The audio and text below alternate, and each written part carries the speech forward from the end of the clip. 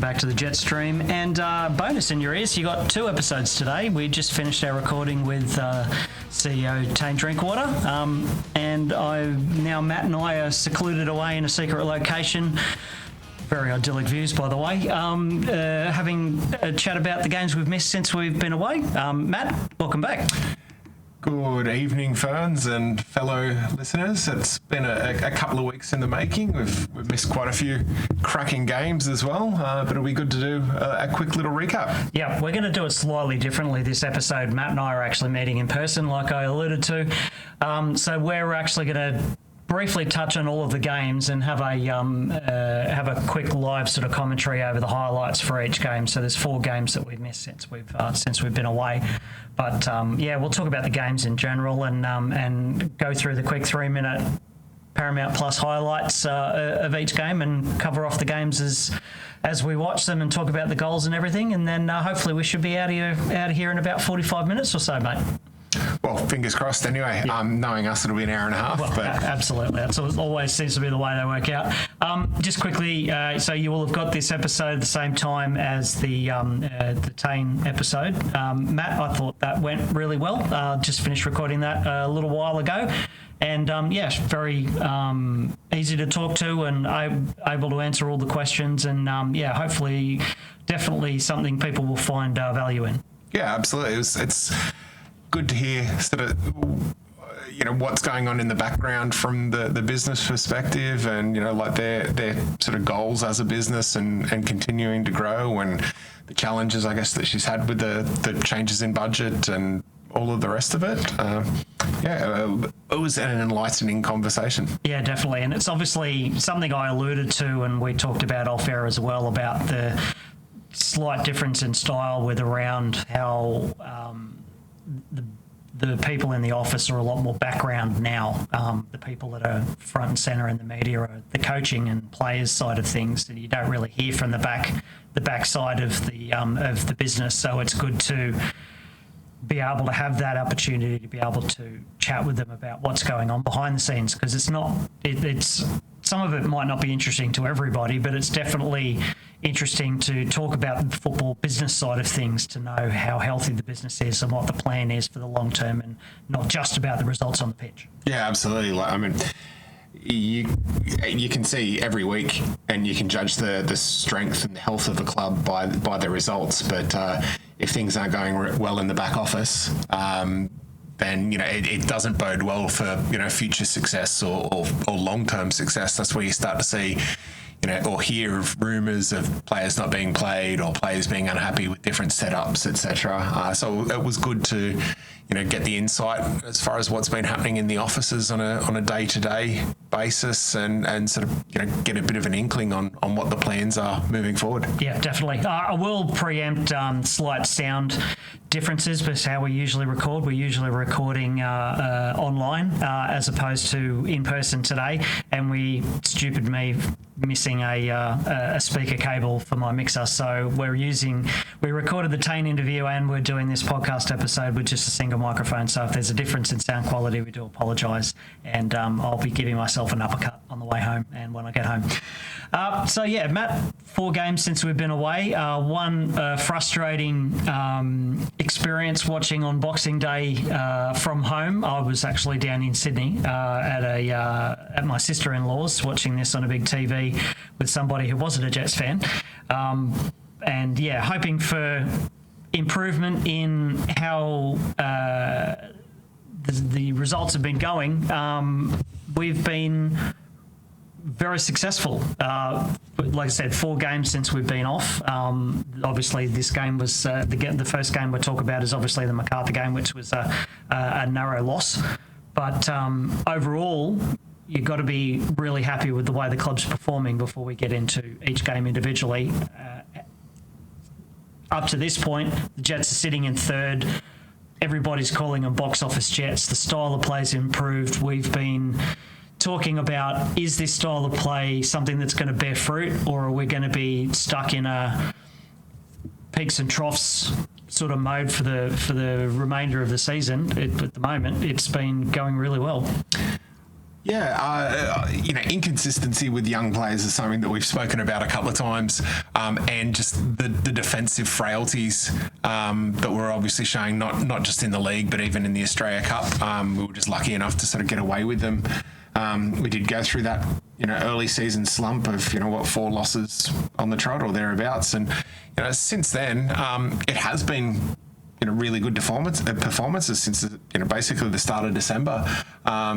It was a frustrating match on Boxing Day. You can't say it wasn't an exciting match, but yeah, definitely frustrating that we weren't sort of able to hold it together for at least the draw.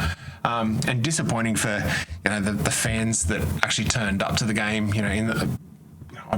In the extremes of weather that we'd been sort of suffering, around that time, from 40 degrees down to 20 and rain and all of the rest of it. But certainly shows that, whatever Millsy's doing sort of in the background to address, the leaky defence, is starting to bear fruit, because over since this MacArthur game, we've been, probably top of the league or bottom of the league as far as goals conceded, however you want to phrase it. Yeah, we're still managing to score at a fair old clip. Yeah, absolutely. And I mean, especially after the 2-0 win over Sydney FC, was pretty sure the last game we talked about. And the lessons that Millsy had learned from when we lost against Sydney a couple of weeks prior. So, yeah, we were hoping that MacArthur was going to be a continuation of what we saw in the Sydney game. Unfortunately, it wasn't to be. Well, we've got the highlights sort of. There's 9 goals to go through, so we'll try and go over them as quickly as possible. But yeah, like we said, it was exciting game for the neutral, but not really the result. Not really the result we were after, especially after looking so strong against Sydney. I think. Yeah, I don't know whether the defenders had a better Christmas than the attackers, but we just didn't really seem to be able to keep all the bulls out of the goal.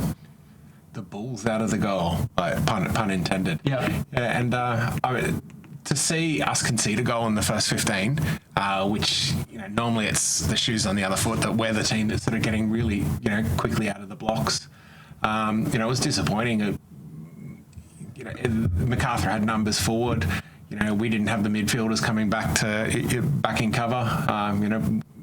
Initial deflected shot, and then a ball out wide or just over the top. Bertolicio kind of in no man's land, because he was half defending 2 players without defending any.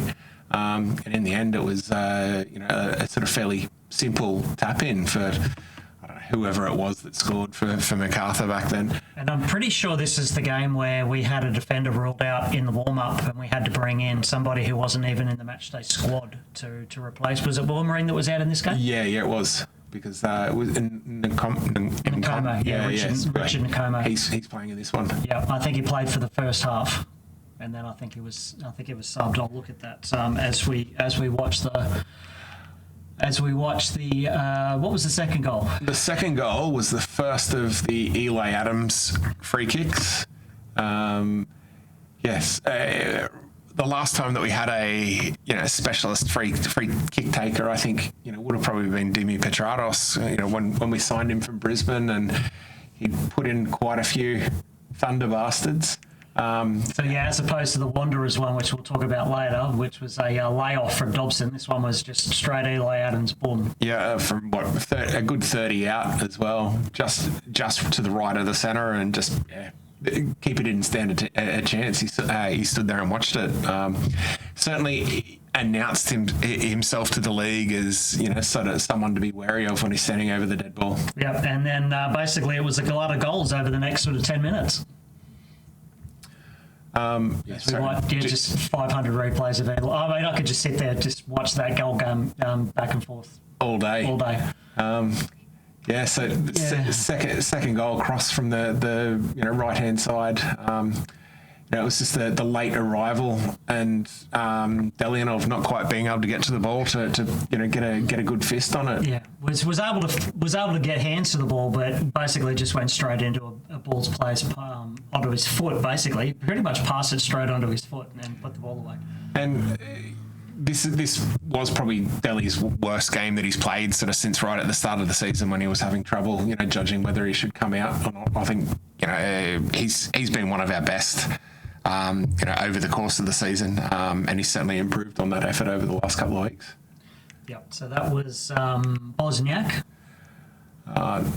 Next goal, I think, is probably one of Clayton Taylor's best efforts, from the season. He's really, really announced himself to the team and sort of shown his quality. We were talking about how he'd find it difficult to get back into the squad with the way that some of the other younger guys were going. But since he's had an extended run of games and he's sort of showing how easily he gets on the ball, but that goal particularly for me, what impressed me was just that determination to get back and cover and actually defend. You equate Clayton as being like the flair type attacking player, but he actually he chased back, made the tackle, and then ran the ball 25, 30 metres. Didn't need any help. It was all done. Yeah, absolutely.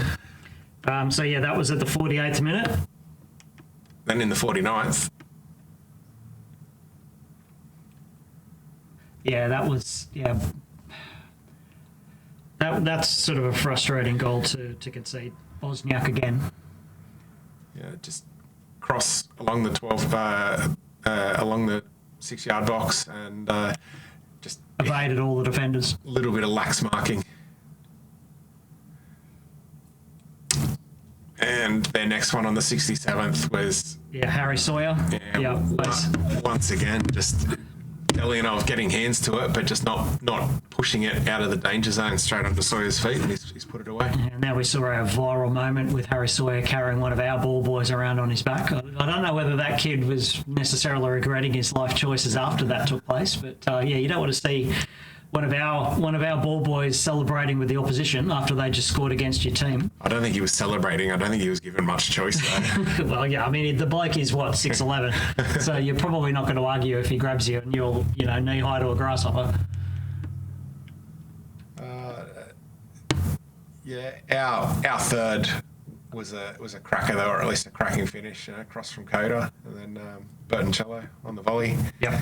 75th minute, beautiful ball there from Coda. We hadn't seen much of him obviously with the injury, and boom, that's what we've been missing. Awesome crosses in from wide positions and deliveries that players can get onto. And Dave will correct me on this, but I think that might have actually been the first game that we've lost with Coda. That sounds having an involvement. That sounds about right. Yeah, which we're probably unlucky to lose it. Given that was after 78 minutes, and who would have picked it? There were going to be another 3 goals. Everybody, and after this next one. Yeah, so Bertoncello at 75th minute. Then everyone was thinking, well, hopefully we're, especially when Gibson gets onto the end and puts the ball away. Oh, look, we've got a point out of this. Yeah, it was good bit of rescued it. Good bit of interplay. From Battleado, Gibson. Thought we might have missed the chance when Taylor's shot was blocked, but no, Gibson was just Johnny on the spot. He's certainly got that goal sneak ability. Yeah. Now, everybody's got a problem with this final goal, and I'm pretty sure the official explanation was the offence was too far back for VAR to rule on it, which I two passes call rubbish. But so who was our player that was getting checked? Cooper. Yeah. So Cooper's getting dragged back while trying to get to the ball. He gets spun around, doesn't he? I think so he's got hold of one of his arms, so he gets spun round and can't actually put a challenge on the ball. I'm pretty sure that was Harry Sawyer that had hold of him, and then Vickery gets. I mean, it's a good ball, good finish, but the question mark still is why wasn't that called? Why wasn't? Yeah, absolutely. And why couldn't VAR rule on it? And so for the second time this year, we've conceded an injury time goal to lose 3 points. A disappointing way to finish the match. At least, like you said earlier, entertaining for the neutrals. Frustrating for the supporters that had turned up, or anyone sort of sitting at in-laws' houses or whatever the case may be, watching it, that we weren't able to sort of build on that bit of momentum that we'd had after defeating Sydney. And then, you go into the next game travelling back over to New Zealand, which has been a happy hunting ground for us, thinking, well, we've just had a gut wrench of a finish, losing a game that we possibly should have got a point out of. Auckland aren't going to stuff up twice in a row on their home turf, are they? But, the Jets turn up and the Jets just can't stop winning in New Zealand. And classic Jets start, 6 minutes in, Taylor again, just beating his defender, all ends up, and then Lucky Rose being Johnny on the spot on the front post. Good volley from 3 yards out, but he made the run. Taylor found his foot, and it was 1-0 Jets. Beautiful goal, and Lockie Rose definitely starting to convert some of these chances into goals to add to his tally for the season. So Cooper getting a yellow card there early on. 5 minutes later, Cooper yellow, and then a really poor bit of keeping from Delianov getting beaten at the near post. It's sort of something that just... But maybe an extra person or two in that wall would have been a better option? Yeah, potentially. I mean, obviously, and where we've struggled a lot this year is just the height of our team. He was more concerned about getting out, I think, to the cross and wasn't expecting that sort of sneaky curled shot to the near post. Positioned, I think, to deal with the cross, especially because they've got quite a bit of tall timber.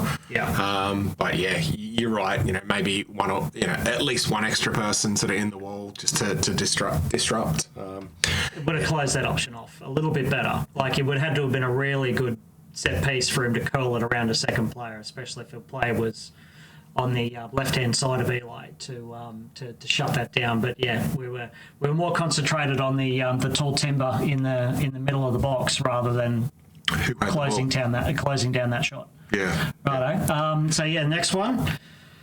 3 minutes later, Will Dobson. Yeah, which another turnover facilitated by Taylor. Picking the ball up on halfway. He's so quick and just so graceful with the ball. The ball. Good shot. Keeper going down to his left could only sort of parry it straight back to Dobson on the penalty spot. That's it. 2-1. And we're seeing the benefits of the play with more players being available in the box to be able to get onto those sorts of opportunities. Whereas in the past, we've had a player run into the box that might have been the same eventuality, but there's been nobody following up. Everybody's been too far back to be able to take advantage of it. We've got so many players pushing forward. It seems like early in the season it was all the cutback. We played the cross that was always a cutback to sort of someone on about the penalty spot. And it's sort of developed now, especially I think since Rose has come to a bit of form, that he's really attacking the ball like at that near post. But we've still got Battleado, Bertoncello, Dobson, all following the ball in to allow that sort of second option. But good bit of play. Slightly lucky that the parry from the keeper went straight to him. But we saw twice in the previous game that it can happen to anyone. So the next highlights brought up right on the 20th minute with Cooper getting his second yellow. It was probably a challenge he had to make, to be fair, because it would have been 3-on-1. We were suckered in like we were earlier in the season. Turned the ball over with both fullbacks pushed too far up the field. Didn't really have any other choice because it was probably going to result in a goal. But whether or not he remembered that he'd already picked up one yellow 10 minutes earlier, but it certainly meant that we were pushing shit uphill for the rest of the game, away from home against the league leaders, down to 10 men, with 70 minutes still to go. It was looking sort of pretty dire at that point. Yeah. No problem with the card. No, it was a card every day of the week. Just checking out the highlights though.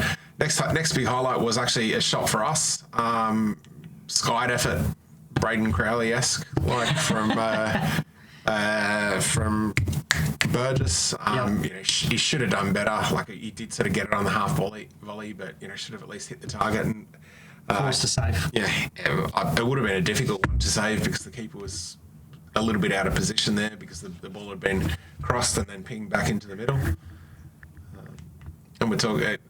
I think realistically, right up until the end of the match now, mate, where all the highlights are just going to be either saves from Delhi, where he holds the ball against the post, a mad goalmouth scramble where you saw, Grozos, Nada,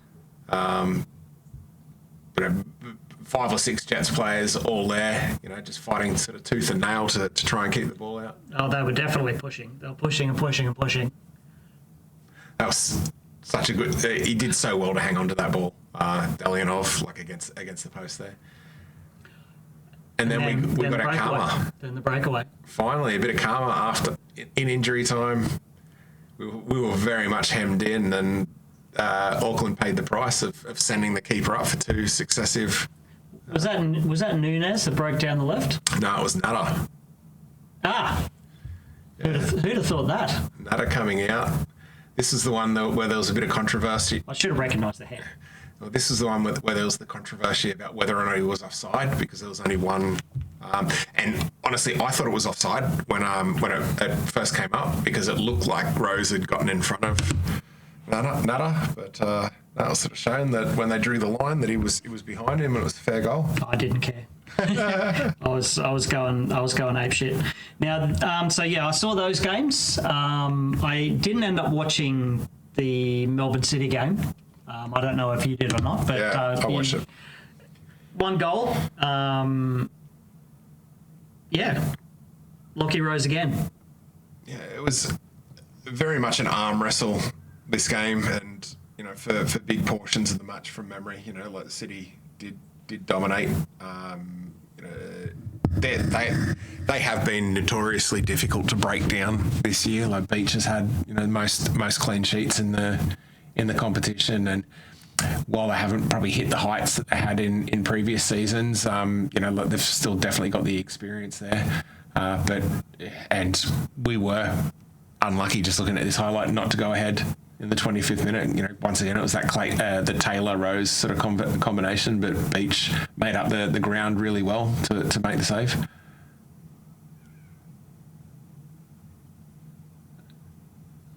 Sorry, we're just watching the highlights because this all happened 2.5 weeks ago, and neither of our memories are that good. Next. Oh, offside. Big opportunity. That's right. That was about Naboot. Yep. Naboot's 5th offside for the match in 40 minutes. Constantly. Oh, very, very close. It wasn't. Yeah. In real time, I thought he was off, and then I saw the first replay and thought, no, he's on. But very, very, very tight. And I don't know. I haven't got the stats in front of me, Furns, but I think this may have been one of the other ones where we actually had less possession, or it was very, very even possession. 62% to City, 39%. 38% to us. Yeah, which I think that's only the second game all season where we haven't had more ball than the opposition. So certainly hard pressed. City just defended really, really well in their own half. We weren't able to get that sort of penetration and with the ball movement. And they've got quite a few very good players in that team. But end of the day, it sort of goes to show that if you don't hit the target, you make the opportunities, but you don't hit the target, then you're not going to score. And the goal that we ended up getting certainly wasn't the prettiest goal that we've scored all season, and it certainly wasn't like the best interchange of play or anything like that. It just came down to a little bit of determination, like Taylor gets the ball in space and skies it over the top. Yeah. Unlucky. Yeah, which City's done a couple of times as well. So. 66 minutes in, and he's run his absolute clacker off. And Lockie Rose just cherry picks the defender and one-on-one with the keeper and doesn't make a mistake. And that's the sort of thing that you used to hate seeing Lockie Rose do at MacArthur. And be a pest. Yeah, be a pest. That's literally down to him being a pest, running at the player, snatching the ball off him, and able to put the ball away. Just everything he does is at, a million miles an hour. Another one. Hit the crossbar. Who was that? Was that Bertolicio? Yep. Off the crossbar. So good. There was a couple of good opportunities in there for us to be even more ahead, but there was a couple of. Would you say that City was not unlucky? They definitely dominated possession and they dominated passes, but did they actually convert any of that into? Not really. I mean, they had good opportunities for shots, but they weren't getting the shots on target. And if you're not forcing a save, then you're not going to score. All right, and then we get to the last game of the box office Jets. And we're getting through these games. We thought we were going to take an hour and a half. We're nearly half an hour in. But yeah, so Jets travelling away from home. This was the game that happened on Saturday at Combank Stadium, and the Jets coming away 2-1 winners against Wanderers and costing Alan Stajic his job in the process. The Jets versus the ex-Jets. Yeah, absolutely. And there's more Jets in there now. with the words that Gary Van Egmond version 3 is decided to take his position as the Wanderers interim coach.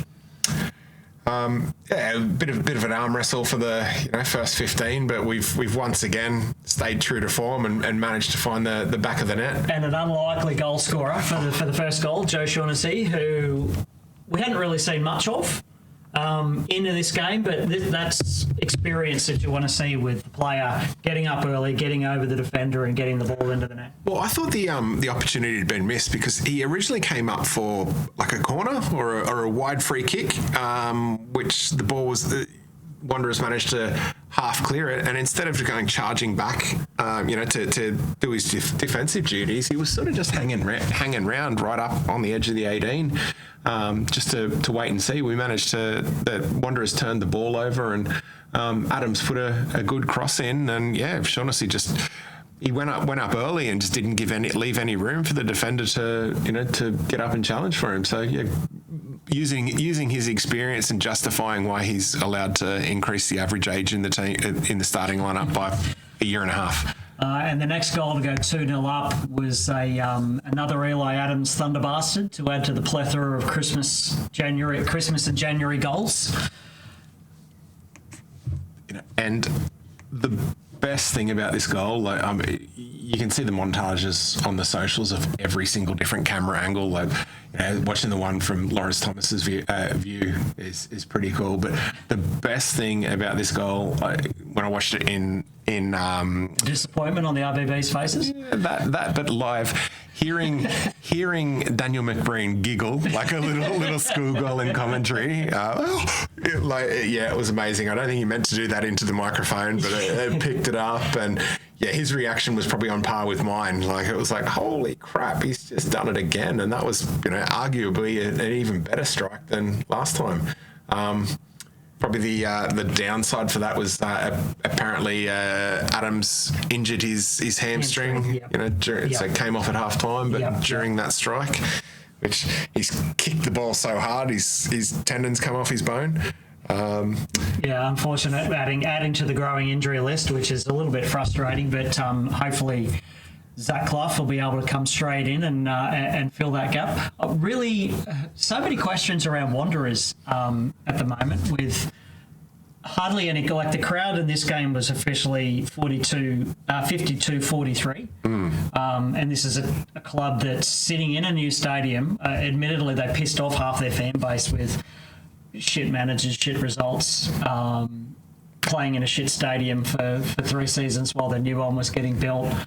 And now they've been rewarded with shit crowds. It's a bit of a fall from grace for a club that was so strong when they first started out. And even in this game, they were terrible for about 70 minutes. They didn't start playing until about the 70th minute, and then they scored 10 minutes after that. But they were training cones for a great deal of this match. There was a time where that 5,200 people would have been the amount of Wanderers fans that turned up to a game in Newcastle. Yep. With the travelling RBB. So yeah, it's been like an astounding sort of fall from grace.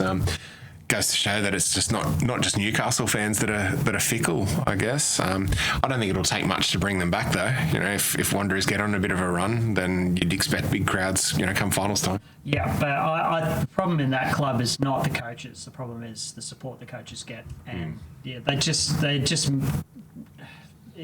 there's a lot of talk, and I posed the question while I was live tweeting about the game on X.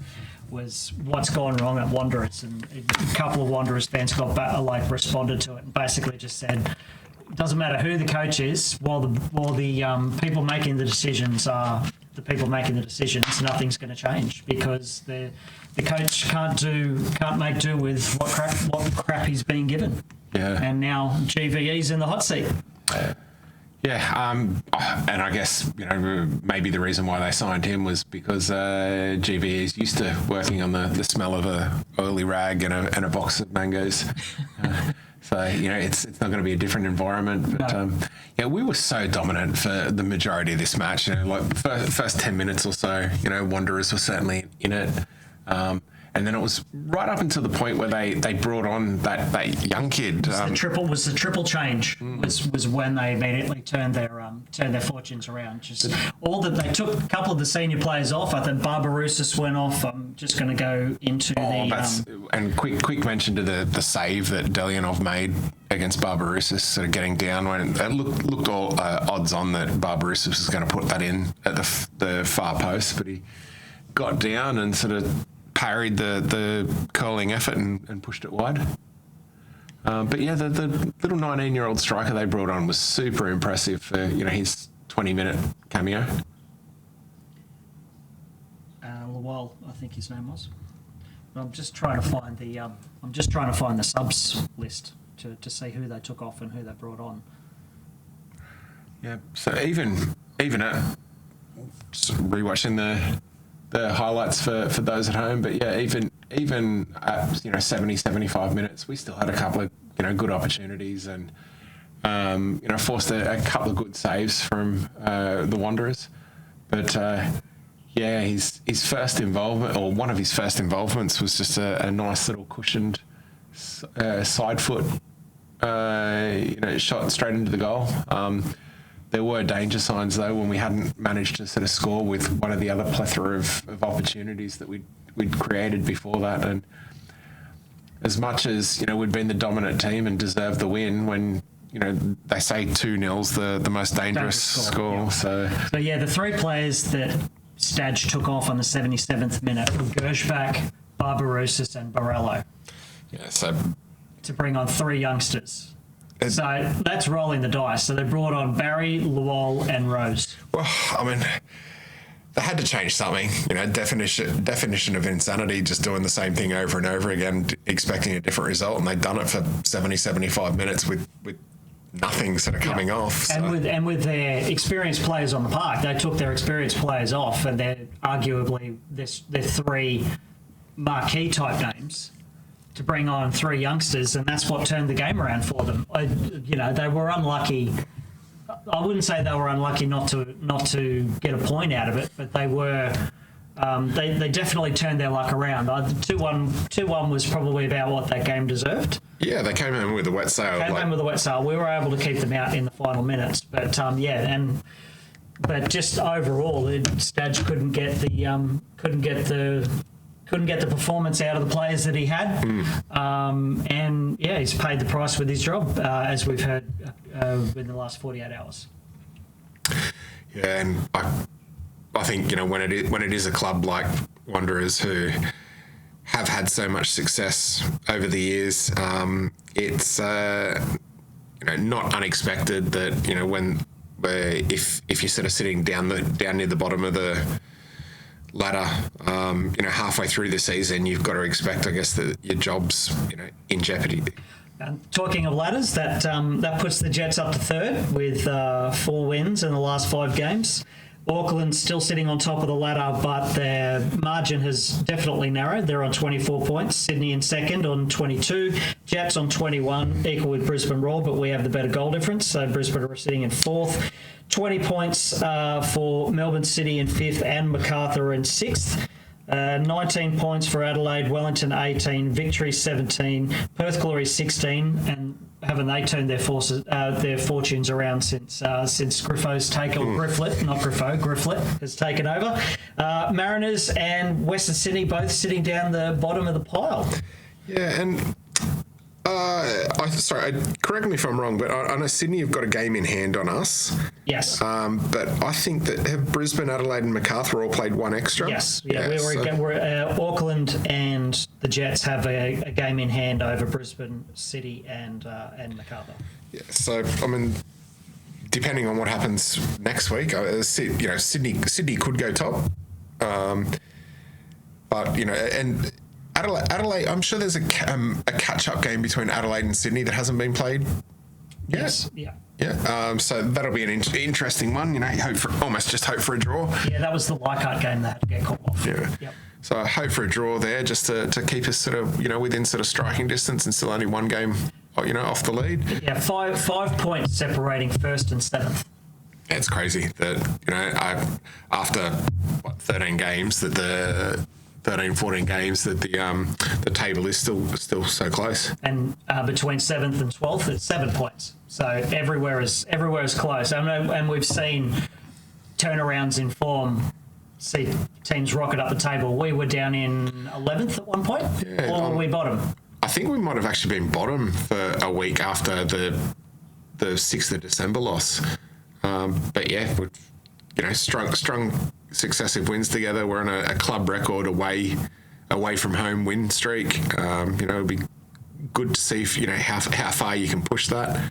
And I'm hoping that the squad has done enough over these last couple of weeks to win back some of these fans that were in that sort of same old Jets mentality. The Australia Cup was more of a blip rather than something that you could be excited about the prospects. So yes, defensively over the last couple of weeks they've improved out of sight. We're still putting goals away. It's been good football to watch. Well, if people aren't going to come back now, they're never going to come back. So you'd hope that they'll turn up for the grand final. Well, yeah. I don't want to talk about grand finals.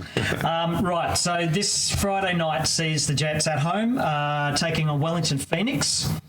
Third place, 8th.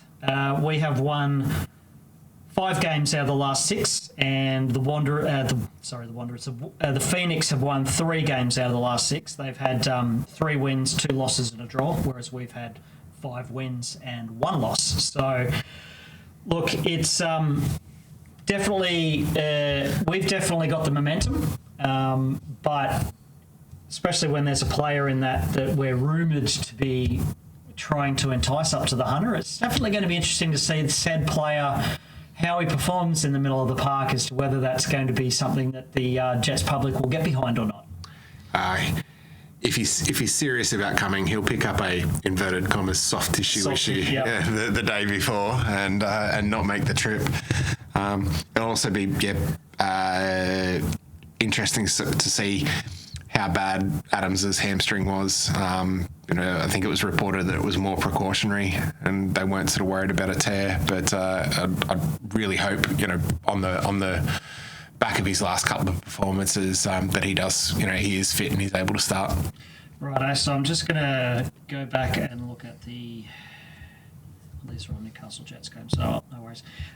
So having a look back at the Phoenix's previous 11, if I can just pull that up in my... when did they play? Nothing like dead air. So they played Sydney. Yep. 1-2-0. Sydney did get did have a red card in that one, so They were up 1-0 when the red card occurred. So Phoenix won their last game out. So yeah, they'll be happy with that. Rufer picked up a yellow card in that one. So let's hope he doesn't again this week against us. So looking at their team, so Amiento, Rufer, Eze, Retre, Hughes, Nadjarine, Conchi, Payne, Kelly Heald, Amiento, Toiloma, Corbin Dallas from the Fifth Element, and Nikolaj Miljusinic was the lineup from that game, and I mean assuming including the subs as well. So yeah, FA. Is Eze Efenye? I don't think I've got that on.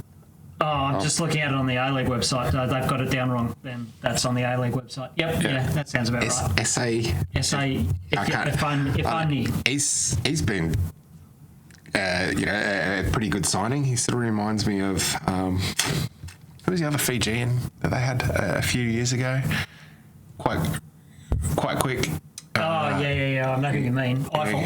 No, not Eiffel. He was a Pom. I think he went over to India and played over there, but I'm pretty sure he was Golden Boot, and he's probably top goal scorer for Phoenix.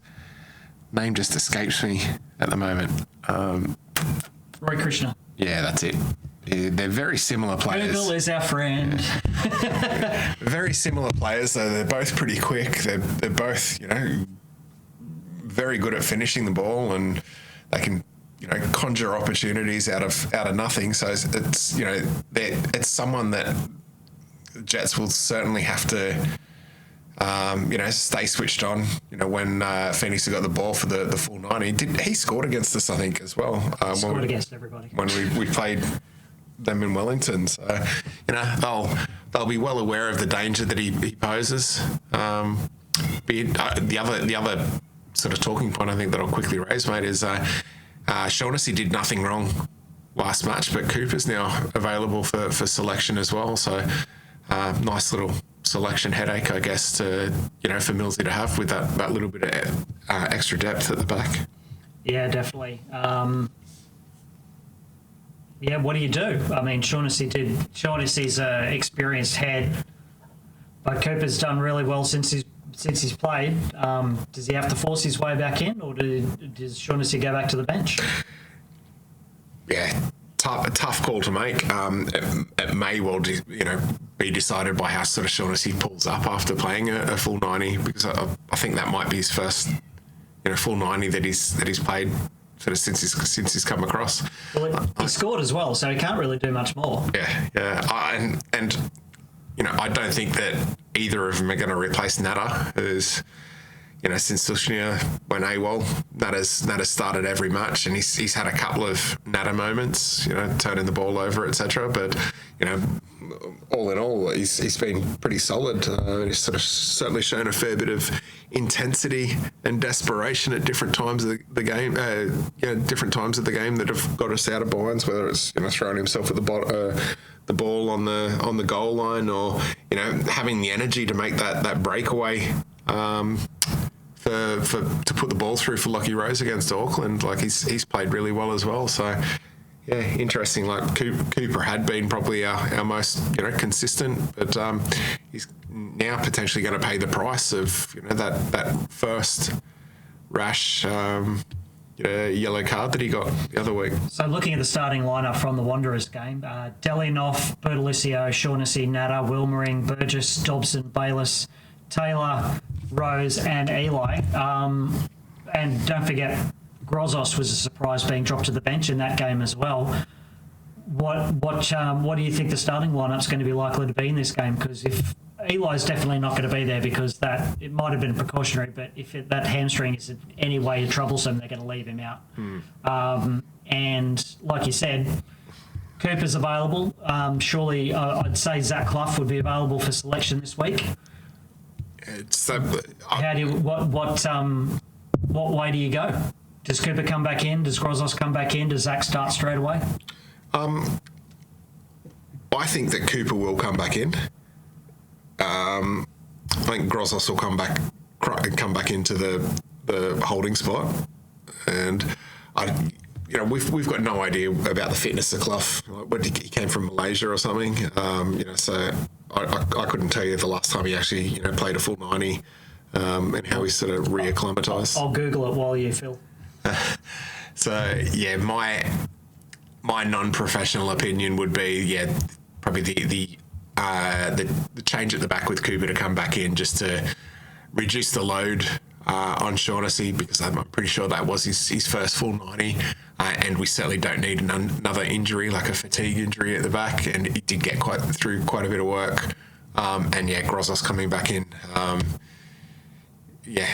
Just a reshuffle of the other personnel that are that were on the park. Potentially just pushing Bayless maybe a little bit further forward. He hasn't played badly, and Bertoncello, in his cameos that he's had since he hasn't been starting, he did have, that one game where he scored a cracking goal and could have had a second.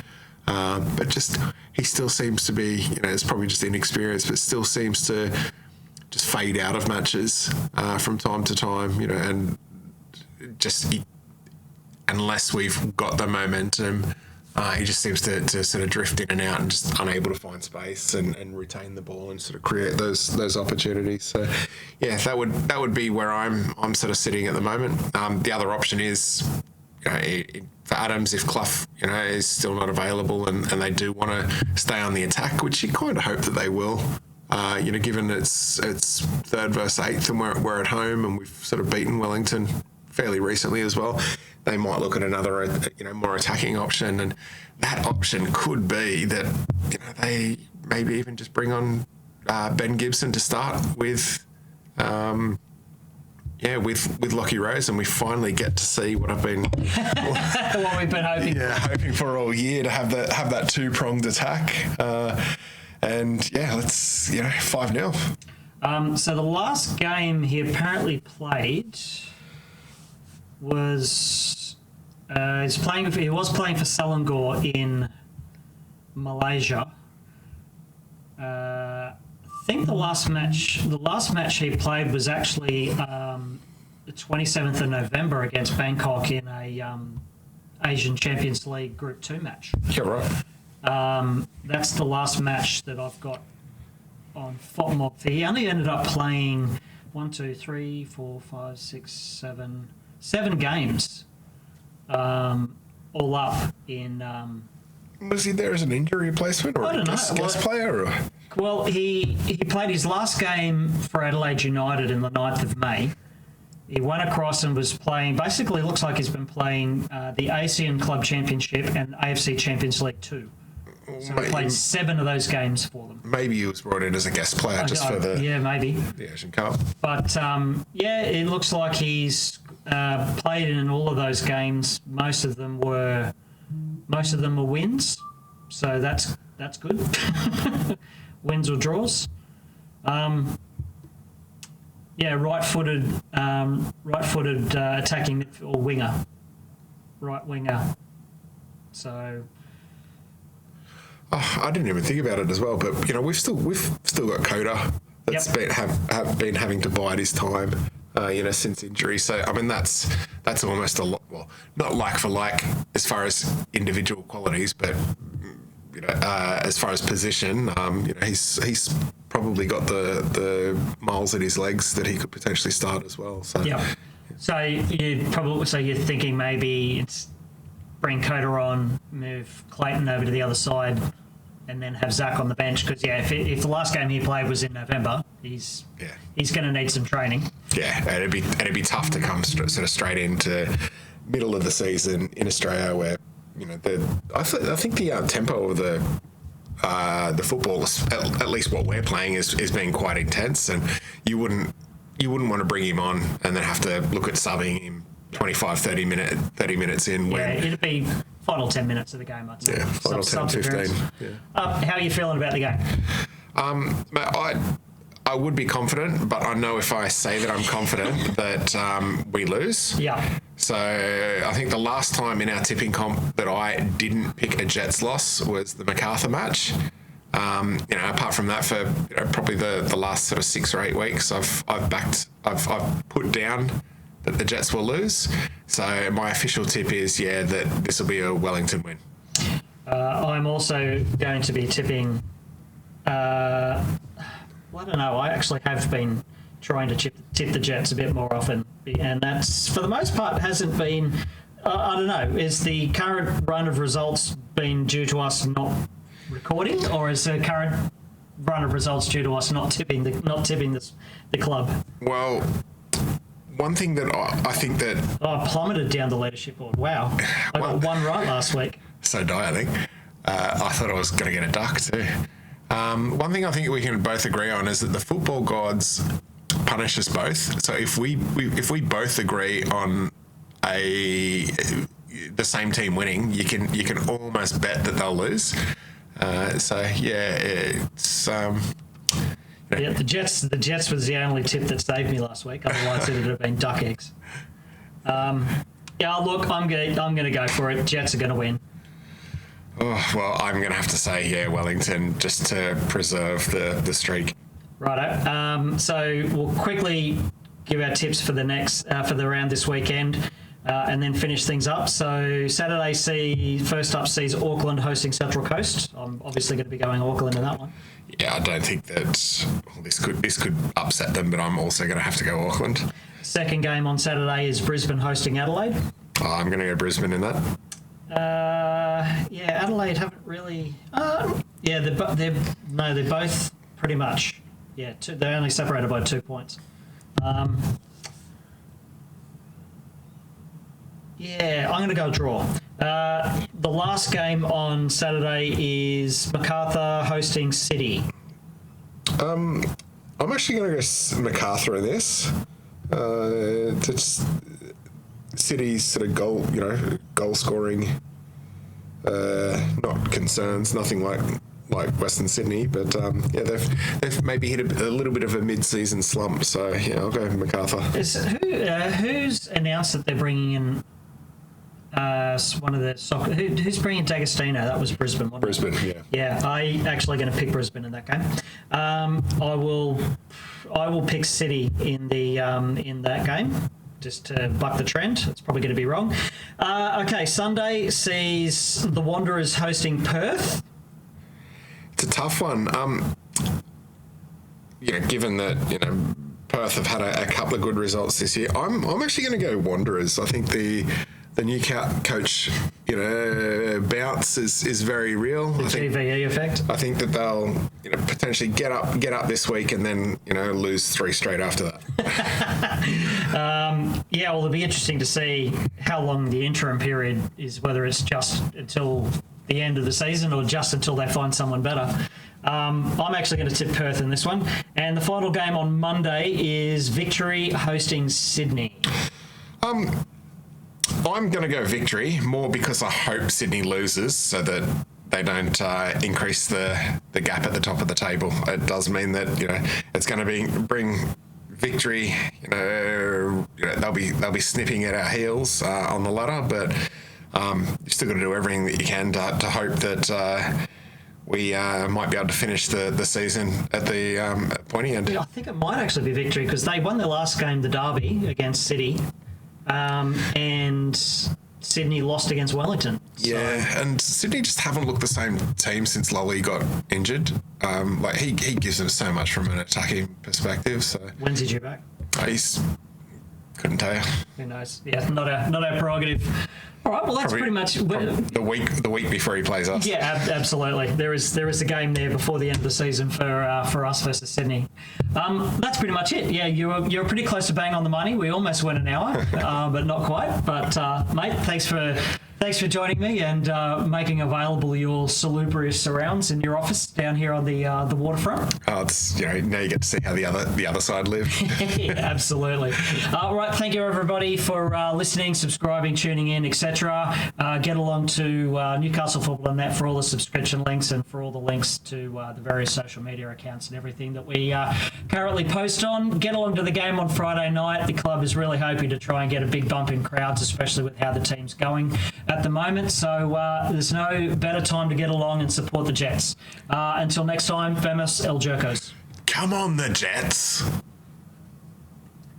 It's a different vibe doing it in person. It is. You don't cut each other off, other off as frequently. Yeah, absolutely. We don't use video, so, you know, it's weird looking into your eyes while I'm talking to you. You can put your pants on now.